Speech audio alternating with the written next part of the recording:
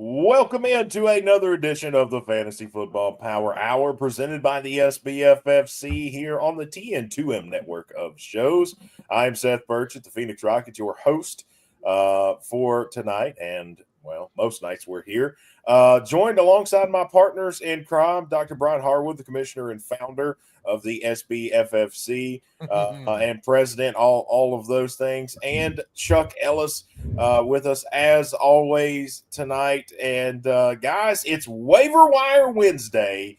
I am excited. We're doing the show on Wednesday tonight, not our normal Friday night, but a lot of that having to do with Dr. Harwood being at a WKU game. So before we get started with all that, guys, how are we doing tonight?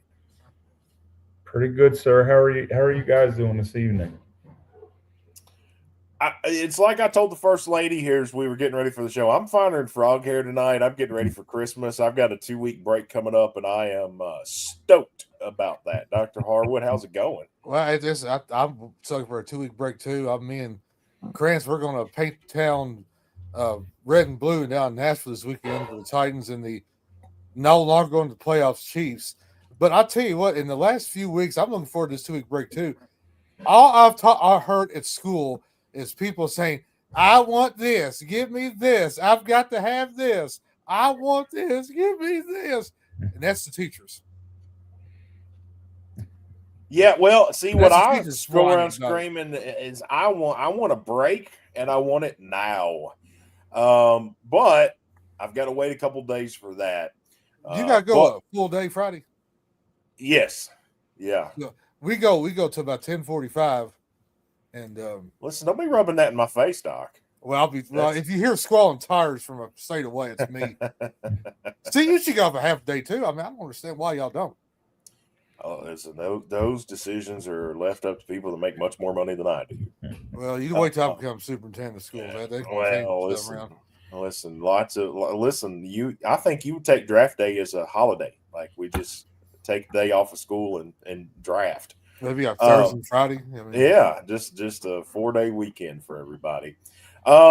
Guys, 5 Monday too. We have a lot of news to cover tonight. A lot of things that has happened over the past week, and being that it is Waiver Wire Wednesday, I think we should start with the injury news, particularly, well, and not just injury news, but the quarterback news. Because obviously Patrick Mahomes, he tears his ACL. He is out for, I would imagine, a year. I mean, that's a year-long injury typically. Mm-hmm. So you're looking at the Chiefs without Pat Mahomes next year. You kind of wonder if they do something at quarterback again, like, maybe a second or third-round draft pick or somebody to come in and potentially fill the gap there. That it's probably too early to talk about that, but for this season, if you're a team that drafted Mahomes, you drafted him to start him. He is your starter or has been for most of the time. And now you're looking at potentially Gardner Minshew. Is he a guy that we go after on the waiver wire? And in other quarterback news that just came out today, the Dolphins are setting Tua Tagovailoa and promoting Quinn Ewers, I think, to see what they have in him moving forward. So 2 huge pieces of news from the quarterback front. And Chuck, in Superflex leagues, which I know you play in a lot more of those than I do, because if you play in one, you play in more than I do. But in Superflex leagues, it feels like for the waiver wire for tonight, for those leagues that go off on Wednesday night, those are 2 names that could have some money spent on them because in those Superflex leagues, the quarterback is such a valuable position. Yeah, you're definitely right there. We're right in the middle of playoff time too. In Superflex leagues, you got JJ McCarthy starting to heat up. You got Kirk Cousins looked a lot better last week, and now in the playoffs, do you roll that dice on a Quinn Ewers and a Gardner Minshew? Ooh, that's a tough call because if you lose, there's no next week. But if you have Patrick Mahomes, you have to do something there at quarterback. If you're able to grab, if J.J. McCarthy's still available on the wire, He would be my top priority this week. But that's tough. If you got Patrick Mahomes, you have to go after Gardner Minshew, and you probably have to start him. Well, Dr. Harwood, I know you're always a guy that loves strategy, and you love the idea of trying to one up somebody and play the game. And it feels like this is one of those situations where, as Chuck says, you are, you're going to roll the dice potentially with a guy like Quinn Ewers, but is it a situation where if you're in the playoffs and you know somebody's hurting because they had Mahomes and we're going to start them, that you try to pick up one of those guys just so they can't have them? I mean, is there some gamesmanship potentially that could happen here in Superflex leagues? Oh, absolutely. I tell you what, Davis Mills is a backup quarterback to the Houston Texans, travels out, and he did very well against the Titans. And well, everybody has. So that's what I'm saying. I mean, I could suit up and I've got a noodle for an arm. I mean, I could do okay against the Titans. Well, but you can run over some people. You can get some extra yardage. Well, yeah, and I mean that would be how I would do well. Probably is I would just have to rely on my legs. And I mean, you hit me once in the knees and I'm done. But for that one run, I'm great. Well, here's the thing.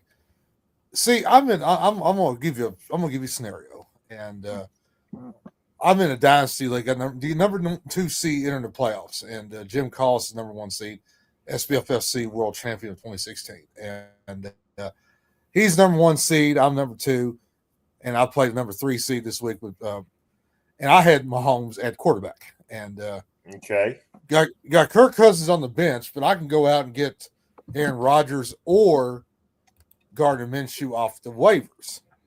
Both players are available. And I mean, this is not dynasty, right? This is just a redraft superflex. This is a dynasty league. Okay, and that changes. I was going to say that changes my advice a little bit because that's an important piece of information. Mm-hmm. But that's the thing. This is dynasty. Then we're looking to win right now today. We can trade for a quarterback after the season's over. Do you have an IR spot? We do. Okay. Are you occupying that? With Trey Benson, but we got 10 bench spots, so it's easy to do. So I was going to say you clearly you don't drop Mahomes because my initial thought was going to Chuck, and because I think you were leaning the same way I was. Well, you can drop Mahomes because you're not going to use him anymore, right. But because it's dynasty, that changes things. Correct. It does change, and I just don't know.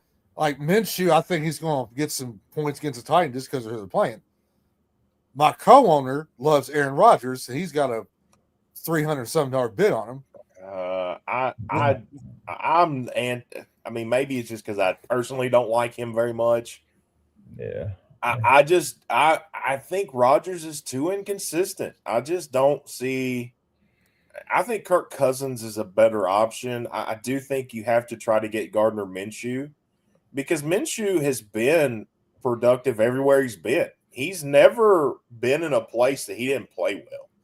The fact that guy's not starting and hasn't worked his way into a starting job with some of the terrible quarterback situations around the league is perplexing to me because when he was in Jacksonville, he was good. He went to Philadelphia. The little bit of time he played there, he was good. He is a guy that produces when he comes into games. So on a 1-week scenario, I mean, you might, if you want to roll the dice and you want, I guess, that higher ceiling, I think Minshew's the guy. If you want the safe play, I think you go Kirk Cousins. I'd stay away from Aaron Rodgers personally. Yeah, I think since this is Dynasty, Dr. Harwood, and you've already got Mahomes, they're going to have a quarterback next year, and Minshew is just as good as any. You might as well put some dollars on Minshew and possibly have him going into next year as well. And he's got a really good matchup this week against the Titans. Why not go after Minshew and leave Aaron Rodgers out where he belongs in the pasture? Well, and there's no guarantee, Chuck, that Aaron Rodgers plays next year. So if you're going to roll $300 into a guy, roll it into a guy that you're gonna have next year, because I think he's going to come in and play well enough that they're going to say, well, he's going to be the placeholder until Pat Mahomes gets back. And, maybe they draft a guy, but it's not a strong quarterback class this year. NIL has changed that because without Dr. Harwood getting into a soapbox, because I like NIL, but it has changed the nature of the NFL draft because now these guys, it's almost like you're taking a pay cut to go to the league for some of these guys. A guy like Lenore Sellers from South Carolina just is basically made an agreement to return, and I'm sure he's making good money instead of going pro. And, you're going to have that. And so quarterbacks that are capable, like Minshew, are becoming more valuable in the league, I think. Well, let me ask you this. Like, I'm on draftsharks.com right now. And Aaron Rodgers is ranked 21st. Minshew is ranked 26. And then Kirk Cousins, he's ranked 23rd. So, well, I mean, that's Aaron Rodgers. They're at Detroit too. That's a matchup to watch. That's not the end all be all though. Right. I mean, that's one set of rankings. You might find 3 other sets that have Kirk Cousins in the top 15 or Gardner Minshew at 18 or whatever the case is. I've got right now. It's for this league here, fantasy points. Rodgers 23, Minshew 24, Cousins 27. So yeah, Minshew, so you see close. Yeah. I mean, I think they're close. You're obviously not. You're not going to find a bona fide starter. No. Probably not, Chuck, on the waiver wire. But you can find a 1 week plug and play. But again, in a dynasty format like this, I have to imagine that Minshew will have some value because you're a Pat Mahomes owner. Exactly. And that's what I was getting at, the fact that it's dynasty. You're almost guaranteed this Pat Mahomes injury is at bare minimum 9 months, 10 months. I mean, you're at this point next year. So he's going to miss almost the entire season next year. If you go out and get Minshew, you're playing the dice that Kansas City's going to re-sign Minshew if he finishes the season strong. And like you said, all of these guys are ranked within 2 or 3 spots of each other. Kirk Cousins has a good matchup against the Cardinals. Minshew has a good matchup against the Titans. Aaron Rodgers going to Detroit. That's a Jekyll and Hyde defense. Detroit could shut him down, or it could be a shootout. It's a tough spot to be in, especially with this being a playoff game. But the fact that it's dynasty, I would probably lean more towards Minshew. Can I do my best, Dr. Harwood? May I? Are we okay with that tonight? Go for it, big boy. Well, Doc, I just got a question. Really, the question is, who are you playing? Do they have a Rashee Rice, or do they have a Kyle Pitts? Because if they do, that may be where you need to go with it. Well, I'll tell you what, my opponent this week has $3 of waiver wire money. We got $500. So, I'm just saying if it's a situation where you can potentially double up on points or cancel out their points, that's also something to look at because you're not necessarily playing for next year, but if you can help yourself next year, I think you do it. And I just don't think Aaron Rodgers does that. Now I'm gonna tell you something. Now my opponent this week has Kyle Pitts at tight end. I'm playing Cousins then. Yeah, playing Cousins. If he's starting Pitts, I'm playing Cousins. And you could also look at, look deep at his roster. He doesn't have a Pittsburgh Steeler, and he don't have any Chiefs on his roster either. So to me, they're using the Dr. Harwood logic. That would tell me Kirk Cousins is the starter. Yeah. That's a good angle. That's a good Kurt angle there. And, yeah. That's an Olympic angle is what that is. And I'm fine with playing Cousins. I'm fine with that.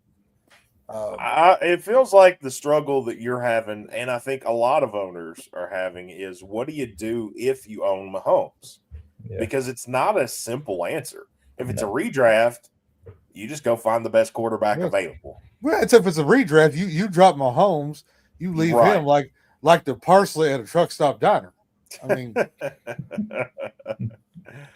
yeah. That's I just think I think because it's dynasty, I think you've got to go in on Minshew. That's just my opinion.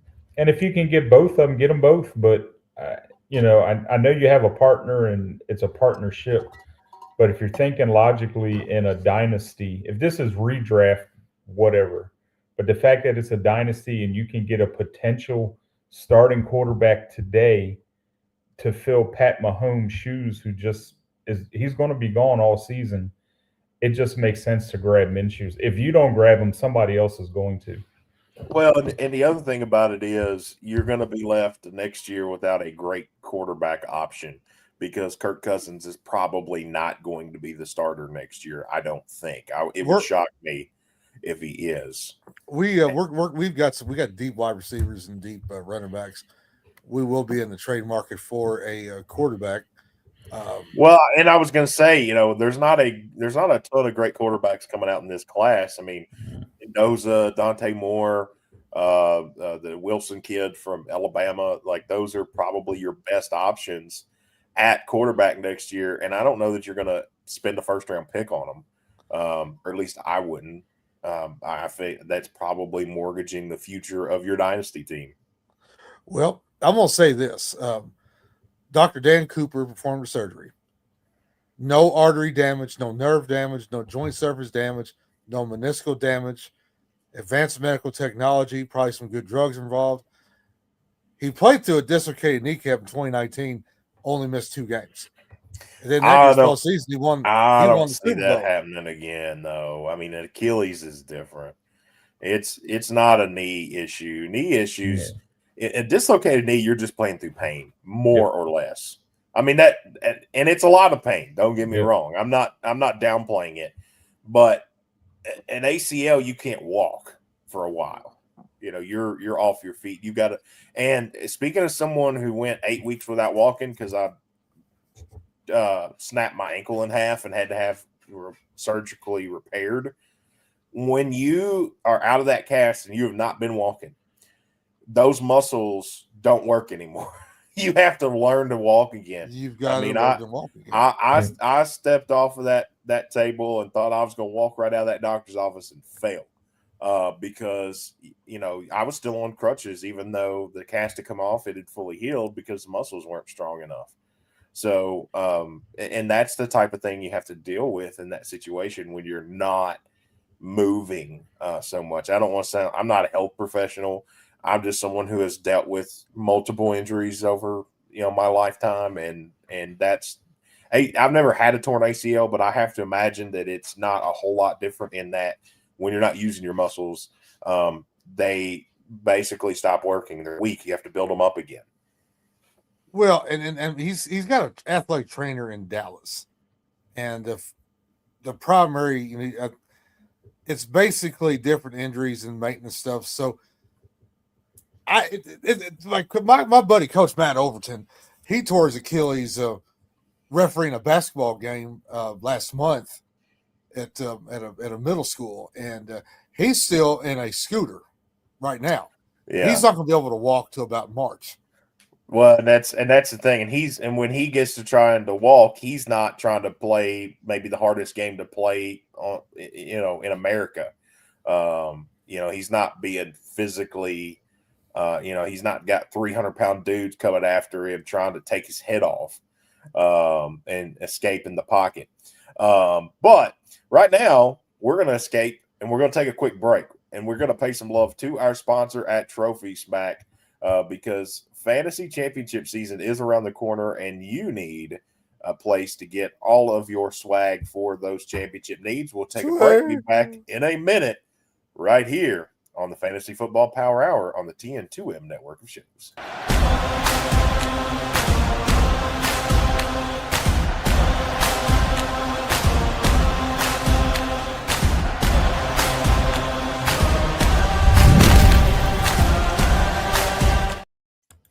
That was Trophy Smack. Check them out, trophysmack.com for all of your fantasy championship needs. Fantasy football championship season is just around the corner, and check out Trophy Smack at trophysmack.com. They've got belts, trophies, helmets, chains, pendants, even cameos from Dr. Harwood himself. If you request it, they can make that happen as well. Guys, let's shift focus. We talked a lot about Mahomes. I just want to spend a moment talking about Quinn Ewers, because there are people that will have interest in this, particularly in super flex leagues. Is he worth Dr. Harwood picking up, even if it's speculative at this point, to add him, even if he's just sitting on your roster in the event that he becomes something? I mean, if you're a Tua owner, I mean, and presumably if it's a super flex league, somebody owns Tua. Is he a guy that you go and you try to pick up just to stash and see what if? We'll just kind of be, with a situation, I get to see how he does. I don't trust a quarterback to start on his first game in the NFL. I want to see what he does first before I start him. I'm not saying to pick him up and start him, but just do you expand a roster spot on him? Well, but here's the thing. So, is this a long-term change, or is this something to protect Tua suffering a long-term injury? Because if they switch to him to make sure that if he doesn't pick up a long-term injury, that's going to guarantee his contract for 26 and prevent him from moving on from him. But here's the thing too. Preseason action, Ewers completed 23 out of 43 passes for 273 yards, 2 touchdowns. So, but they do have a friendly schedule, Cincinnati, Tampa Bay. I'd like to see what he does against Cincinnati first. Well, I just but I don't know that you're going to be able to wait, is my point. You can't wait, but somebody's going to pick him up. Now, whether they play him or not is a whole other conversation. And I don't think you do. I agree. I think you see what he does in a week. But, how much of that budget are you spending on him if you're somebody that says, I might be in the market for a quarterback? And to the Tua point, well, from what I read, I think they want to see if they've got anything, because I think they're ready to move on from Tua. Yeah, I think they are. Chuck, I don't think that and I don't think it's a talent thing for Tua. I think it's an injury concern for Tua, because he's not played a full season. He's very concussion prone, and I just don't think they want to mortgage a future or continue to mortgage a future on a guy that isn't going to play 16, 17 games in the season. It just feels like this is all right, we drafted this guy. At one time, he was highly touted. He didn't perform in college the way people thought he would, but not everybody does. And I think that they are looking at this and saying, we got 2 games. It's a friendly schedule. I think they're saying, we're going to roll the dice and see if we have anything with him. If we do, maybe we move forward with him next year. If we don't, we cut our losses and go back to the drawing board and see what we can come up with. Yeah, I agree with that. When your coach comes out after a game and says that the quarterback position didn't play well in this game after the Steelers game the other night, is that Tua, or is that the coach lobbying for his job for next season? I think it's a little bit of both. Yeah, it's a little bit of both. You basically know what you're getting out of Tua. He has been Tua since Alabama. And then you bring in Ewers. He played a big-time school. He played in Texas. I think he final season something like 3,500 yards and 30 to 35 touchdowns. He's got a live arm. Throws the ball with a lot of power behind his throws. And like Dr. Harwood said, they got 2 easy games coming up. Why not give him a shot? And if he plays well, I think you've seen the last of Mr. Tua in Miami. I believe he goes where all quarterbacks go to die. He'll end up in New York playing for the Jets. Yeah, I don't even know that it's if Ewers plays well or not. I have a feeling that they're just ready to move on from Tua. I think they just want to see what they've got in him. If they feel like they can keep him, whether that's as a starter or as a fringe starter to compete with somebody next year, or just to keep him on the roster to have a backup But I get the feeling from all I read today, Tua's time in Miami's done. And I'm not sure how many teams will be interested in signing him, given his history. At least not as the starter.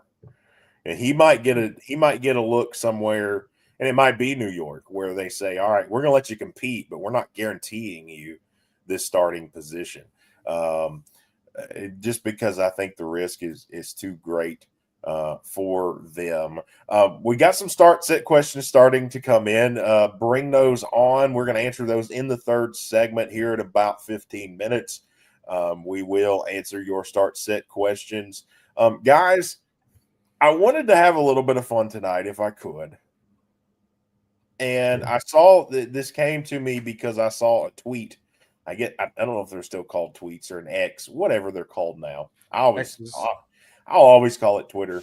But I saw somebody post a way too early first round fantasy mock draft. And it got me thinking, who are the guys this year that have elevated significantly their draft status moving forward to next year? Guys that were not first round picks that are almost guaranteed first round picks this upcoming year. Are there any names that stick out to you immediately? And we're assuming that we're talking 12-team leagues, so 12 spots. Are there, is there anybody that sticks out to you so far this year that have been that hero role that has played their way into the first round of 2026 fantasy drafts? Yeah, for me, that's easy right off the top of my head. If I'm thinking correctly back to the drafts this year, he was mid to late round, third round pick. Jackson Smith and Jigba. It's got to be a top 5 pick this year. Yeah, 100%. And in my opinion, he's got to be a top 5 pick. This kid is lights out. He deserves to be a top 5 pick next year. I think Jason Jigba might be number 1 overall. I wouldn't argue. That's tough. You got Gibbs and you got Bijan. I still wouldn't argue if you're in a 3 wide receiver league, I wouldn't argue with that. Even Puka, throw Puka up there with him. Puka's been lights out too. I think a couple names that stick out to me that were second round picks this year that when they might have been into first, but most all boards I saw had been the second round. Jonathan Taylor, I think, becomes a first round pick again. Yes. Because of the MVP, and I don't know that he does great these next couple of games, just because of the quarterback situation there, Old Man Rivers. But I think he's one. I think Devin Achane has played his way into a first round pick. Exactly. I was going to mention him as well. I think those are two that really stick out in my mind. But you stole my thunder, Chuck, because the first name that I thought of was JSN, just because of how well he has played. Doc, is there anybody that sticks out to you as a guy that has played their way into the first round? Well, it's going to be a lot of there wasn't really a lot of buzz in the. I think someone that's going to jump out of the first round is Justin Jefferson until he learns how to get a new. I don't think that's a him thing. I think that's a coaching thing, really. Yeah, I think that's not the most obvious out of the first round to me. And I'm gonna really say here with this, wide receivers, you might get you might see a George Pickens jump into the first round. You might see you could also see maybe Trey McBride go to that first round. So in the tweet that I saw, that was a name that really stuck out to me as a first round pick. But I think it depends on who's playing quarterback there. With Kyler Murray, McBride was non-existent. With Jacoby Brissett, he's a world beater, league winner. And yes, I agree with that. Arizona got a lot to think about in the offseason. Now I'll give you one more name, James Cook.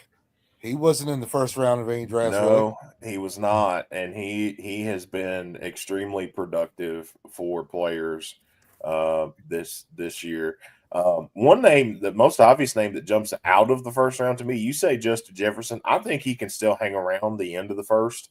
I think somebody's going to, toward the end of the first, say, you know what, I'm taking talent over anything else, and Justin Jefferson's one of the most talented wide receivers in the league. But the name that sticks out to me is Brian Thomas Jr. I mean, that's a guy that shot up draft boards. He was in the first round, and he has been maybe the biggest first-round bust. I'll give you another name that I think will jump up draft boards, but I don't think he'll be first round. I don't see any way he would be first round. But from where he was drafted this year to where you're going to take him next year, assuming the situation is similar, is Javonte Williams. Javonte Williams is a guy you got in round 8, 9, maybe. I think he's a 4th or 5th rounder now. Yeah, I don't disagree with that at all. He's played well. He's carried the ball hard. He's done everything a running back's supposed to do. And, I mean, unless Dallas completely falls off the map, they're definitely a team that has showed a little bit of improvement. For me, another guy that I think always or lately gets crapped on is Amon-Ra St. Brown. You know, this guy just week in and week out does it, and he just slipped just like the draft. He just slipped through the NFL draft. Do you think he gets overshadowed by Jahmyr Gibbs? Possibly. That everybody said, you know, that nobody thinks about him. The situation didn't change at all. I mean, nothing about other than, and I don't know if it was a Ben Johnson thing where people thought or overthought that, hey, he's not there anymore, so we can't draft this guy. But I sort of wonder if it's a Jahmyr Gibbs situation that, oh, hey, you know, we're going to take Jahmyr Gibbs. He's the guy there. He's going to do everything, and just forgot about Amon-Ra. But I mean, that was a guy that people took in the 2nd round. He didn't go in the first really at all. And so you had a lot of first round talent this year that went in the 2nd round. And I think it is, well, somebody got a Christmas present there, I guess, an early Christmas present when they took him. I mean, imagine if you took Achane, Amon-Ra, JSN. Like that you were picking at the end of the first round, and that was your first 3 picks. I mean, you're winning the league right now, are you not? I mean, you're doing awfully well. You absolutely could have done that. I've seen a couple drafts where somebody with the 12th pick in a 3rd round reversal got Amon-Ra, Puka, and then JSN on the reversal. That's insane. That's insane. I think people, and I'm guilty of it, and I think we're all guilty of it, I think people get names stuck in their head and they look at the name on the back of that jersey. And at the end of the day, the only thing that matters is points. Yeah. It doesn't matter where they come from. Points are points. If I read somewhere, and I'm not, not being a smart ass, but Brandon Aubrey is wide receiver 7 in the NFL right now in fantasy. Just based on his just points. Based on points. I mean, points are points. I will say this. I know there are leagues that don't have kickers and defenses, and there's leagues that are against it. I like kickers and defenses because there have been weeks where my kicker has bailed me out. Maybe my star didn't have a great week, and I picked up the hottest kicker in the league, and it got me 8 straight wins and not him specifically, but there were weeks where his points took the place of points that should have existed from a better position player. And I look at kicker position like that. Can he score enough points, maybe 12 to 15 points, that it replaces a bad week from a good player? And I've always looked at the kicker position like that. I'm an advocate for the kicker position, and now I don't think you take a kicker particularly high, but I'm an advocate for kickers because kickers are people too. That's what Tim Gentry said. That's right. Kelly Thompson and Tim Gentry, Derby City Fantasy Football, and the SBFFC veterans. They're best buddies, but they argue over everything. And then Kelly Thompson wanted to eliminate kickers, and Tim was like, "Kickers are people too." Well, I mean, I feel like we've all had a week where kickers bailed us out in a situation like that. And if you're Brandon Aubrey owner, I mean, not only is he bailing you out, If you have a great week from everybody else, he just made it a massive week. Well, Completely agree. I see a trend with Jason Myers, kicker of Seattle. That's the kicker that carried me. Yeah. So I mean, he's carried other people, and that might be your number 2 kicker next year in fantasy. Yeah, he's some average. He's got to be averaging something like 17 points over the last month. He's on It's fire. crazy. Yeah, he's carried me in 2 leagues. I mean, that's better than a number 2 running back, or a number 3 wide receiver, or a lot of tight ends.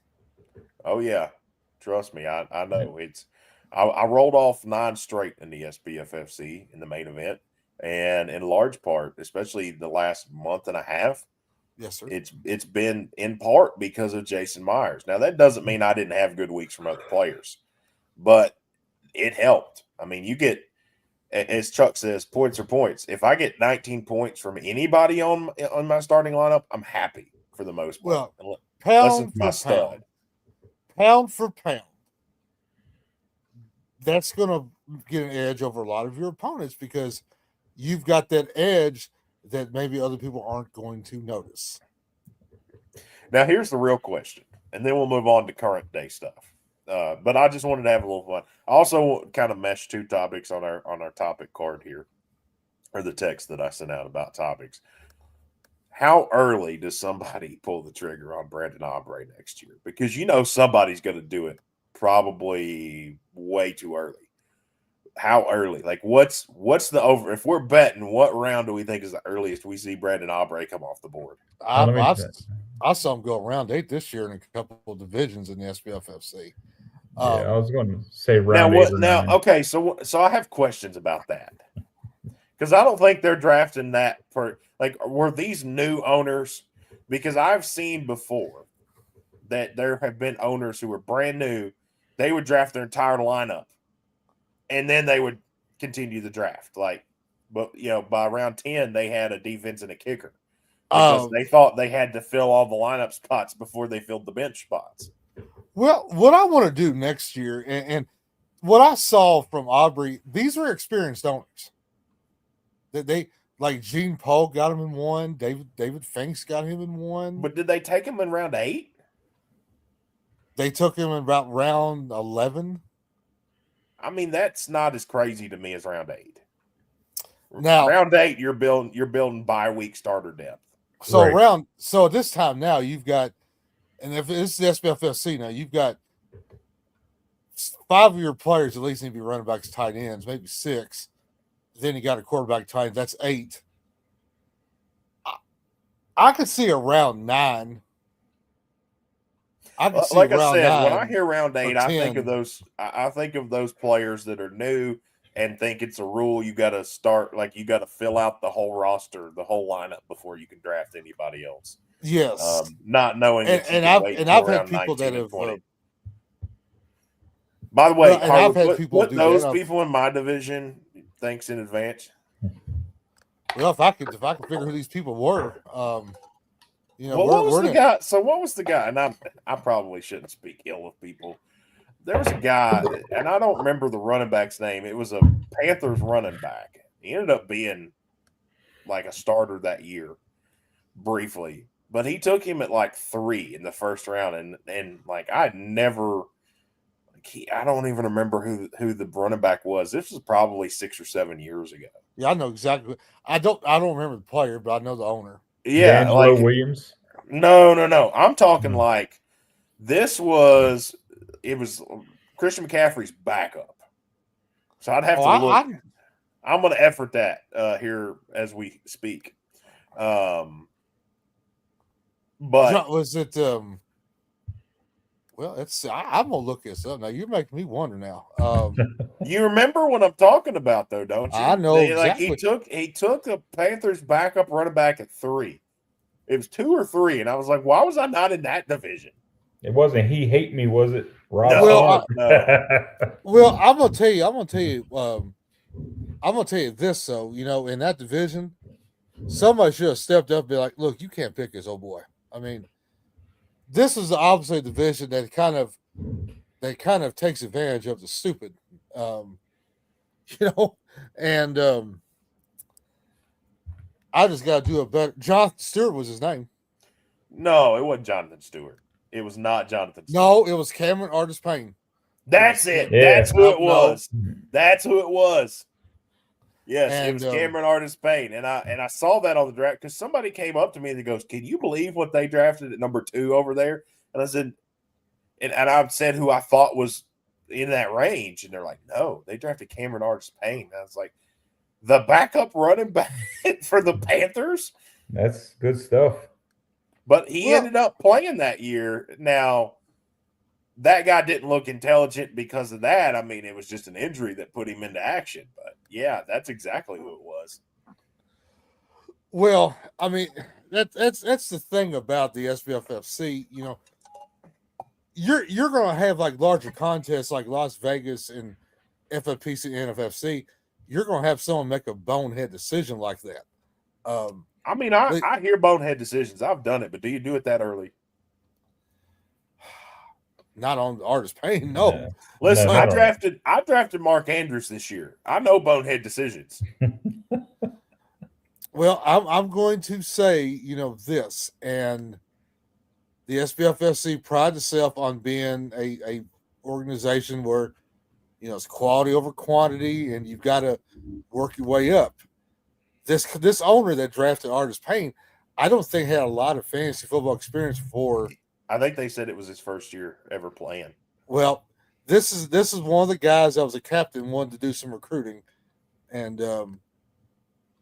it's sometimes you make bad hires. Well, and listen again. I drafted Mark Andrews this year. I know all about bad hires and bad draft picks. I mean, it was desperation really at best. And then I went Kyle Pitts, which only paid off last week. So I get it. Well, I'm going to say that with you know, you really have to, you know, consider, okay, if you draft Aubrey in round 9 or 8 or 10, what sleeper wide receiver that usually you draft in around 8, 9, or 10 jumps up to be now a wide receiver 4th or 5th round the next year? Or a running back that might be the same way. You might be missing out on that next big thing that might be the breakout. This year's Javonte Williams. And early on J.K. Dobbins. That's about it. So I mean, there wasn't many.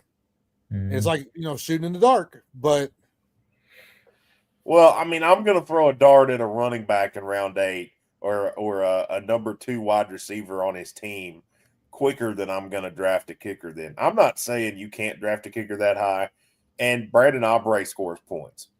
But I just think you could wait till round 11, 12, 13 to get even Brandon Aubrey. And it also helps when you know your division. If you're playing with the same people, you kind of know who's going after kickers. And, you know, it's much like our baseball league. I know that there's about 8 Braves fans there, so I don't even go for Braves players because I know that's who's getting drafted. Right now, guys, we need to take another break.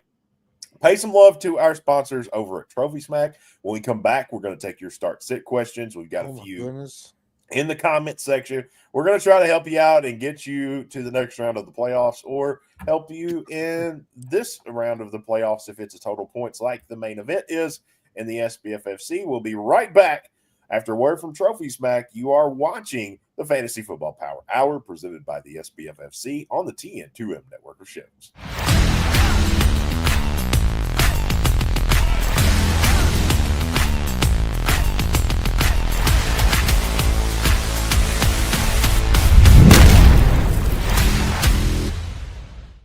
That was Trophy Smack. Check them out at TrophySmack.com for all of your fantasy championship needs. And it is that time of the year where we have lots of fantasy championship needs. Trophies, belts, pendants, helmets, chains, flags, Dr. Hardwood massages. They've got everything there at TrophySmack.com.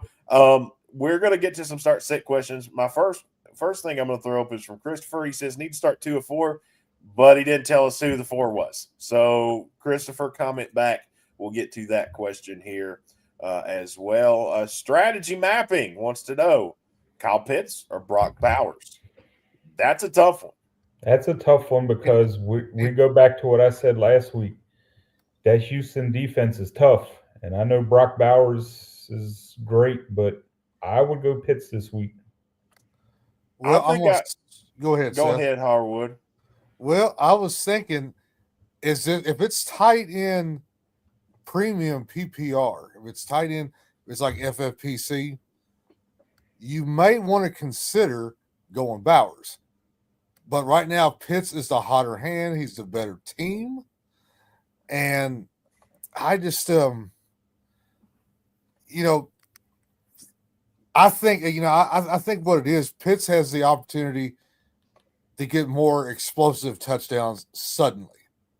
If that makes sense, because he's more of a get up and go guy than Bowers. Bowers is more of a grunt kind of player right now. He's kind of slow, and Greg the Hammer Valentine takes his time, 45 minutes get warmed up, and and all that good stuff. But I'm an advocate of starting Pitts if it's straight PPR. If you're in the FFPC, go Bowers. I'm going to go Pitts here strictly because I don't think London plays again. I think if London plays, I play Bowers here. I think that's the caveat for me is if London's out again, and I think it's trending that way that he's not going to play. I don't think he's going to play either. I actually might be surprised if he plays the rest of the year. I don't know what's going on, but it's lingering. And so I would take Pitts here. Now, if London plays, I'll probably lean Bowers. That's my read on it. But as of right now, I'm operating under the assumption that Drake London is not playing. And so I am going to go with Pitts here. So hopefully that helps you out. Strategy mapping. Dare you to join, says full PPR flex spot, Genty or K9. Says I'm a Raiders fan and I know how bad the O-line is. If not them, Estime, Vidal, or Gadsden. Punt. Is punt an option? Who is K9? Is that Kenneth Walker? Ken Walker. Okay. I thought that was some kind of a dog food. This is a tough one. I have a hard time starting Ken Walker anywhere now. I'm pretty much done forever with Ken Walker. If these are your options, I would have to go with Gianti because we know he's getting the ball. I mean, the rest of these guys are sharing the ball. At least Gianti's going to get the touches. I mean, I still want punt as an option here. It's not a great option. And, you drafted Genty pretty high, so you think maybe you would like to play him. I absolutely don't play Kenneth Walker against a pretty good Rams defense. Plus, you don't know week in, week out if it's going to be Kenneth Walker or Zach Charbonnet.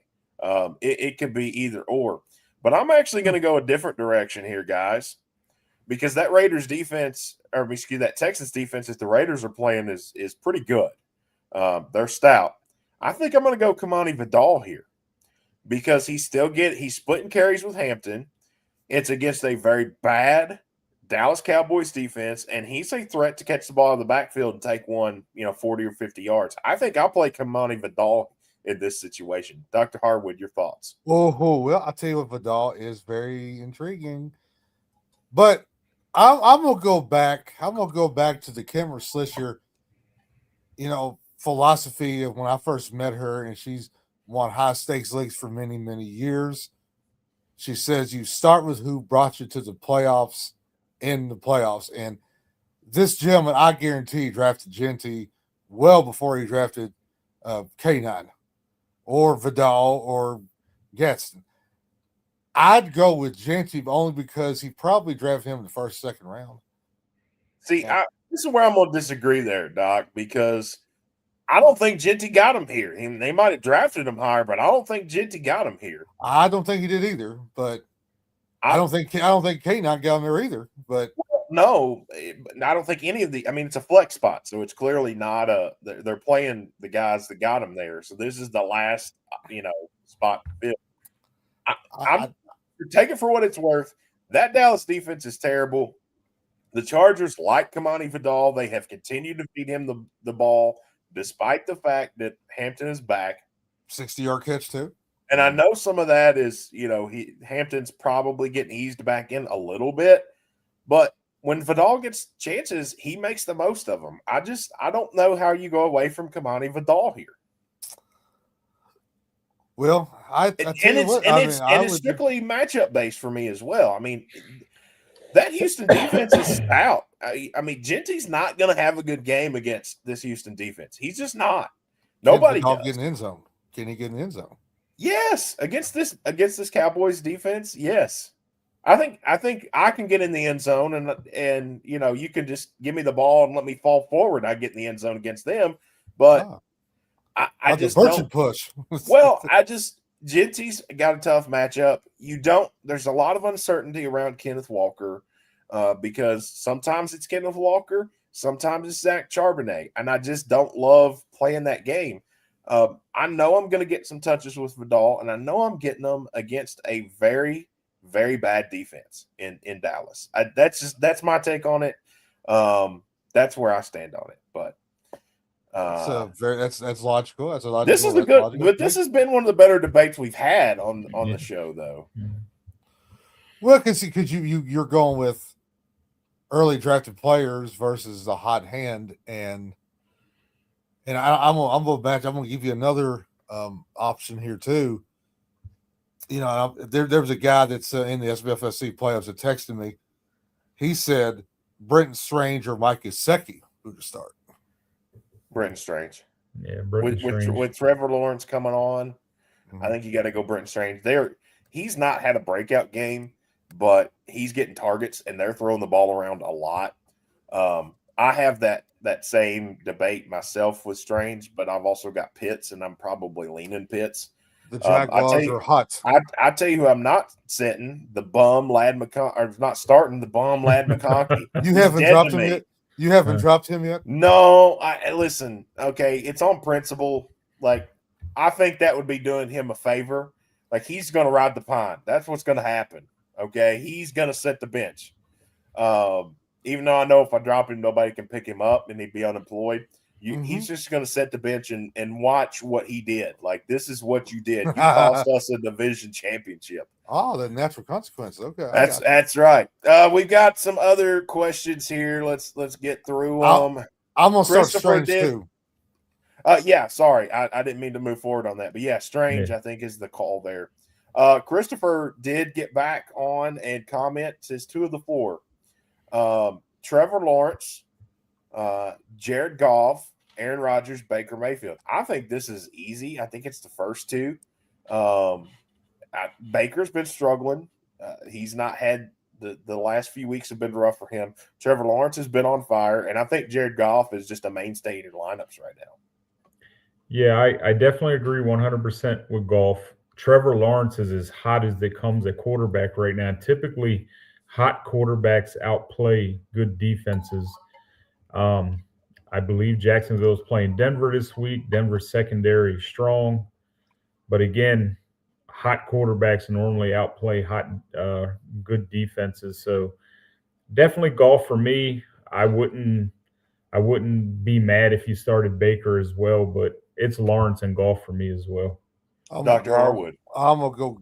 I've got Goff as a top 5 overall quarterback, and I think I'm gonna go with Mayfield because I like the schedule just a little bit easier, and I've been preaching Tampa Bay is going to have a good playoff stretch. I'm going to stay with Goff and Mayfield. Lawrence is a definite third. And Christopher, if you were to start Lawrence over Mayfield, I don't blame you. But I just like Mayfield better. So we all agree Rodgers is the no of the 3. Yeah. And we all agree that Jared Goff is the must start of the 4. You could put Aaron Rodgers in hospice. So really, it's down to Trevor Lawrence and Baker.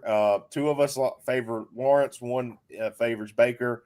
But if you played Baker over Lawrence, I wouldn't see an issue with that. I think you've got some pretty good options here in what I'm assuming is a super flex. But for me, it would be Lawrence and Goff. All right, we've got another question. Genty, Waddle, Carter. I'm guessing that's Michael Carter. Shakir, Coker, Schultz. Is this the clearance bin at Walmart flex spot? It's not a flex spot. We're playing 4 of them. I tell you what, guys, Schultz might be the safest play here.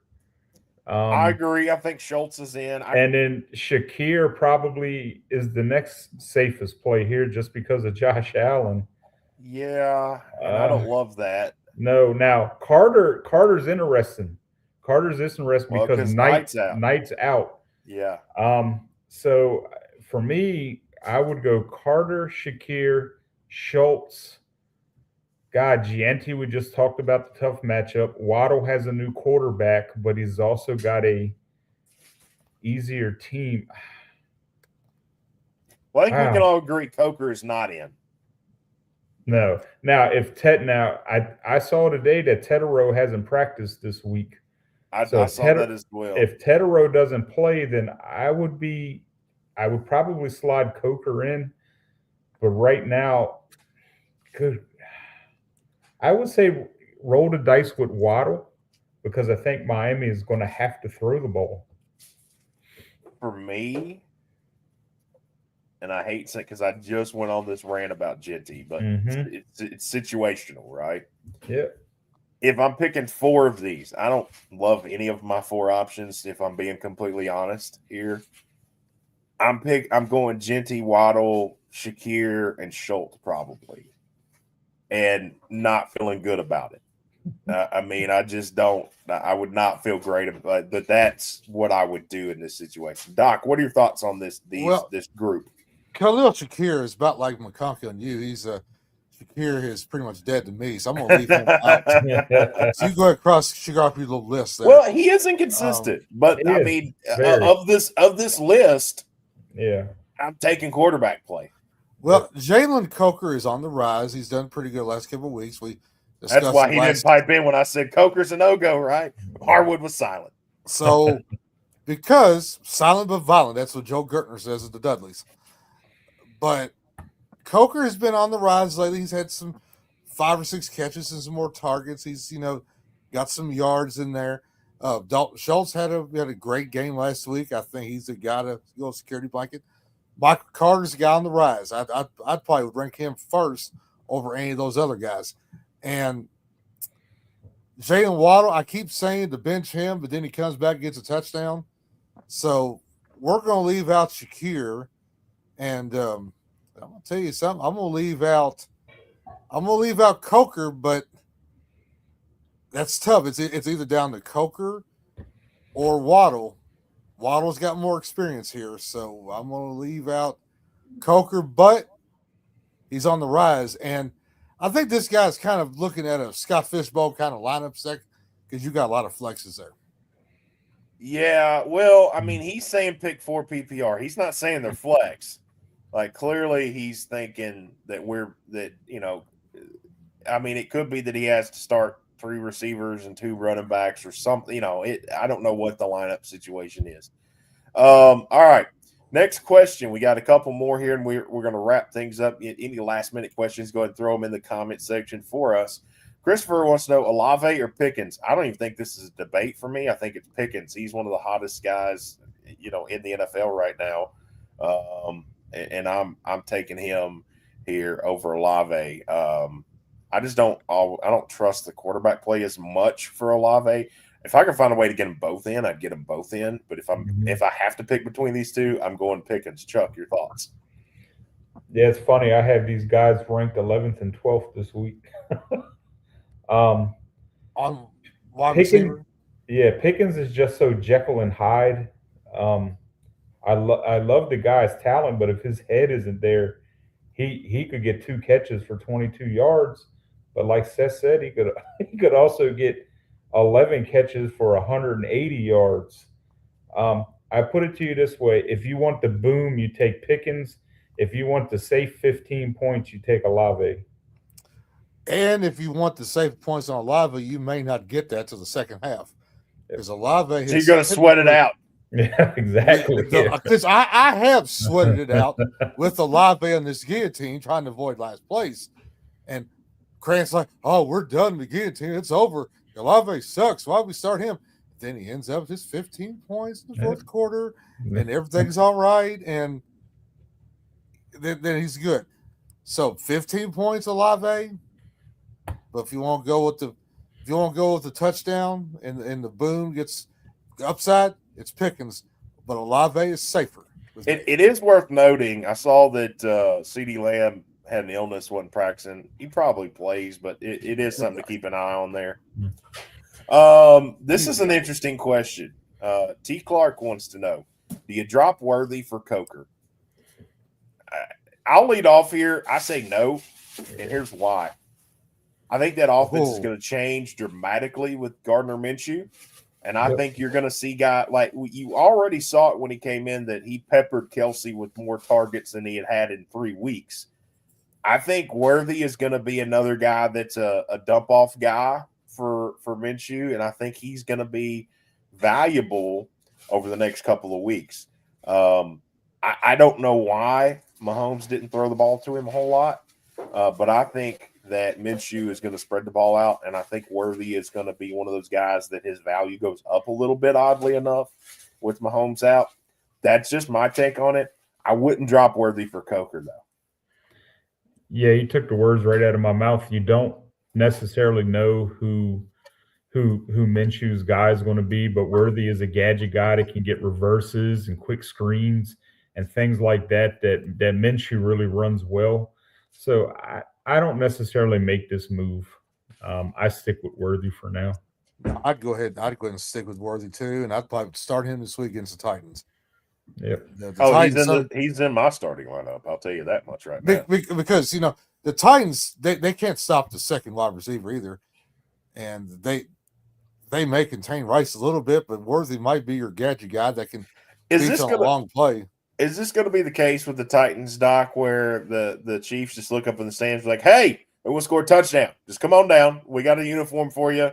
Just go stand in the end zone. No Titans going to cover you anyways, and then they throw it to him. It's great. Look, I heard D. Munson might make it. Darren Munns might make it. He might. He very well may. And and I tell you what, I like to know what Taylor Swift's opinion is now since the Chiefs aren't going to the playoffs. Is she going to dump Kelsey for another man, or is she going to stay pat? Listen, the fact that you brought up Taylor Swift's name on this show, Dr. Harwood, is just embarrassing to me. I know. It just hurt. Like it makes me hurt. Like it hurts my soul. Where's my flag? Let me throw a flag on this play. That's right. There's our serious talk, Dr. Harwood. I'm just going to get it over with real quick. We don't bring up Taylor Swift on the show. I don't think she's going to be present Sunday. I think. I doubt she is. I don't think I'd want to watch that either. She's going to probably run off with Smith and Jigba. But maybe. You just never know about these. Maybe she's a Dalton Schultz fan. She's a fan of tight ends. All right, that's going to do it for us tonight. We got one more. Don't forget this. This might be the most important one. Okay. Beatles man, Gibbs, Hindi, Nico, good one. Well, he's saying that's who he's got. That's who he's got. He's starting those guys. Oh, okay. I thought those guys are. That's a pretty good base of a lineup there. But those other four Beatles, man. Listen, I wish you all the success in the world unless you're playing me, and then I wish you nothing but the worst. But I don't think you're playing me, so I wish you nothing but the best. Hopefully, our bantering went well, and it gave you some insight. He does say thank you all so much. So that's going to do it for us tonight. We're just a little bit over, but when the conversation's good, the conversation's good. Dr. Harwood, final thoughts tonight. Well, this keep on playing, keep on keeping on this week in the championship round. My theory has proven correct that you could be in 67th place or 57th place or 89th place and only 25, 30 points out standings, and then bam, you're in the top 10 now. So, I mean, Seth, you've worked your way up. But I had it. I was up in the top 10 for a little while, and then Dak Prescott decided he didn't want to throw a touchdown, and that kind of hurt. It takes one player or even a big play. It takes a Kyle Pitts or a Trevor Lawrence kind of game to get you up in those standings.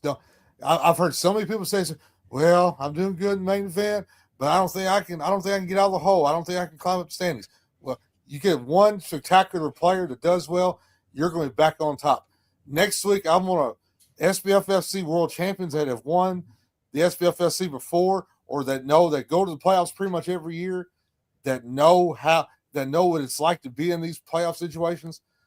I'd like to reach out to you and invite you on the show as a guest next week for that Week 17 championship run. Real quick, this one came in late, and Go ahead. he's one of our buddies, I think. This is Mr. Flores says Brissett 9. Is that Lamar? Who's 9? Or Love at quarterback this week? 6-point passing touchdown. I'm going to go with Brissett here. He's got a good matchup against the Falcons. It's going to be warm weather, a lot of throwing in this game. The Falcons their running game is atrocious right now. The Cardinals have no running game. I'm going with Brissett here. I'm gonna go with Brissett myself. Hotter hand. Got to get it done, brother. All right, Chuck. Final thoughts tonight. Final thoughts, guys. Don't forget this week start Saturday games. You got 2 games Saturday. Get them guys in your lineups, and good luck to everybody that are in the playoffs. Check your lineup, set them, and root for the bionic elbows in the main event playoffs. That is all that we have for tonight. We will be back next Friday, not this Friday, next Friday for another edition of the Fantasy Football Power Hour. For Dr. Harwood, for Chuck, I'm Seth Burchett, and you've been watching the Fantasy Football Power Hour presented by the SBFFC on the TN2M network of shows. Until then, so long for now.